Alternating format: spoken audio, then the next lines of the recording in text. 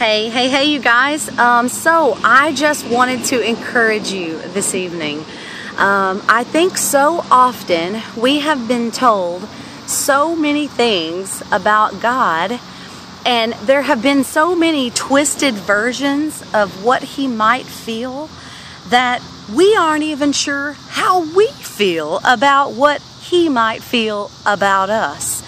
And we're told this, and we're told this, and we're told this, and we're told this, and somewhere in the middle it gets all jumbled up, and we find ourselves frustrated because we've believed a twisted portion of what unconditional love means.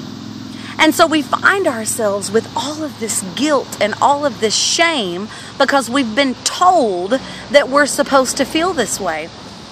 You know, I can tell you that when you know that you know that you know that you know that you know what forgiveness feels like, and you know that the person that offers it to you all the time, at all times, it kind of changes the conversation that you have with that person.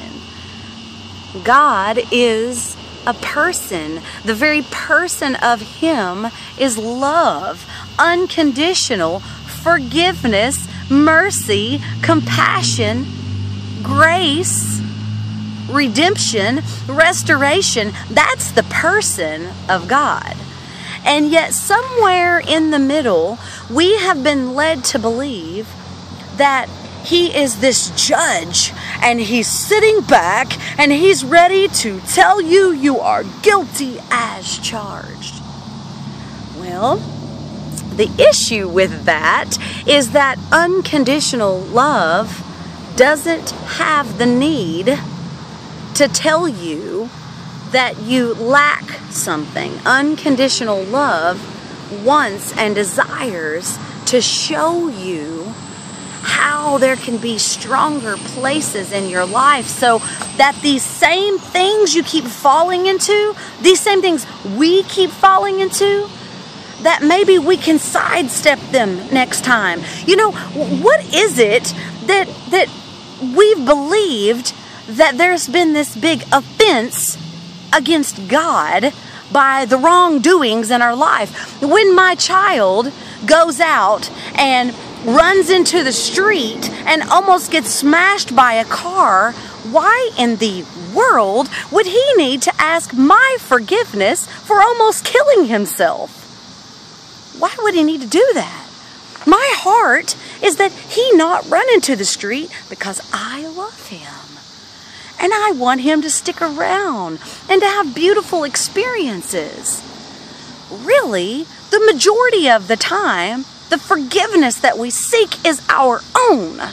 And so when my son has that conversation with me, and I have an unconditional, mercy-filled love embrace for him, he has the foundation to forgive himself. And when he sees that my heart is only to see him happy and healthy and well and alive, then he has the space to let go of it himself, which is where the power comes from, that the next time he gets some kooky idea to run out here in the middle of the highway, he might think twice about it. But when I put a rebellious thought into his mind, because guess what? Don't do that because I said, immediately invokes a rebellious spirit. It just does. And so what we do as the church, now I'm not saying Pentecostal, I'm not saying Baptist, I'm not saying Methodist, I'm not saying any denomination, I'm talking about you and me, because we're the church is not a building, we're the church. When we say to people, don't do that, don't do this, we are invoking a religious spirit into their heart. We're daring them to break a rule.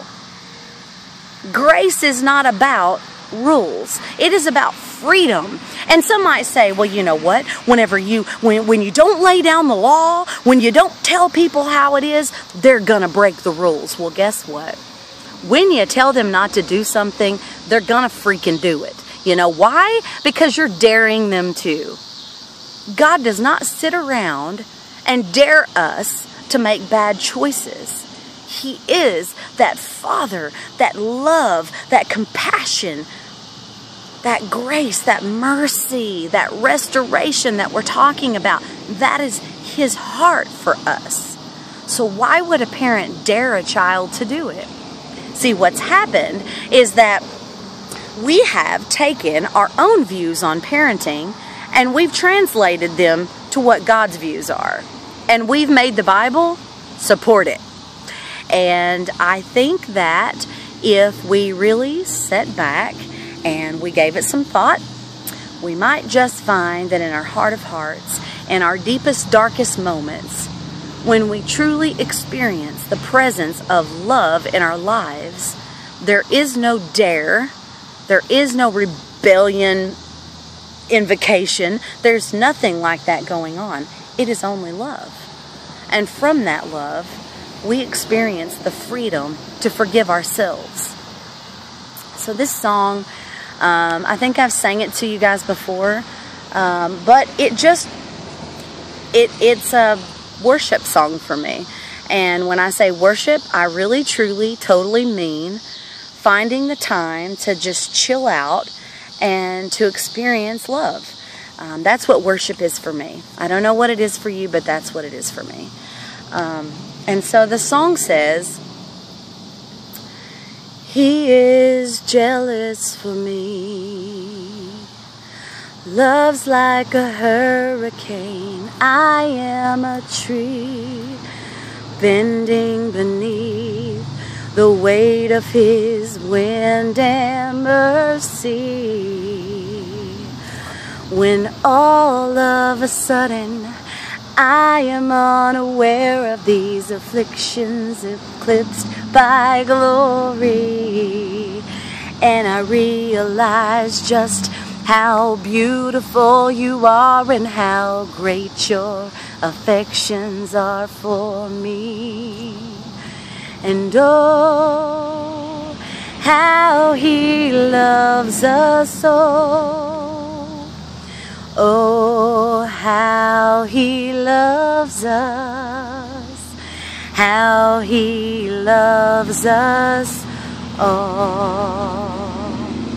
And we are His portion and He is our prize, drawn to redemption by the grace in His eyes. If grace is an ocean, we're all sinking, and heaven meets earth like a sloppy wet kiss, and my heart turns beautifully inside of my chest. I don't have time to maintain these regrets when I think about the way You love me. Oh, how You love me. Oh, how You love me. Oh, how You love. Yeah, He loves you. Oh, how He loves you. Oh, how He loves you. Oh, how He loves.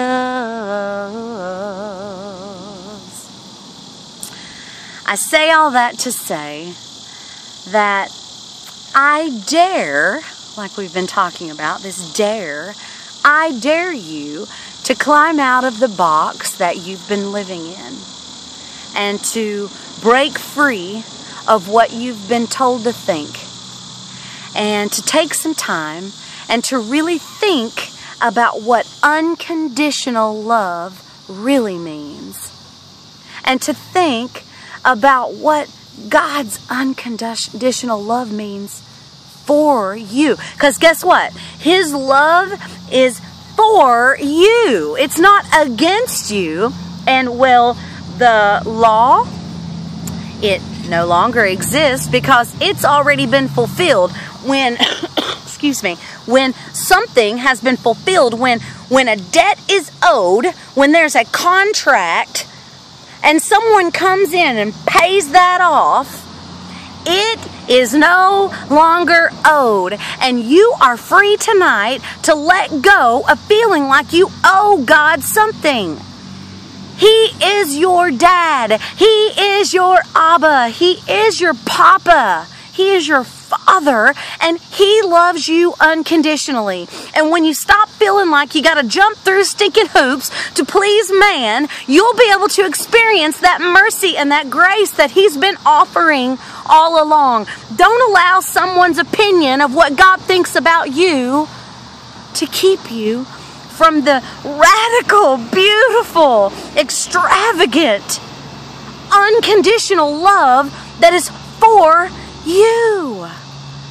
He loves you all day, every day. Ain't nothing you can do to change it, and it isn't even your fault. Consider it tonight.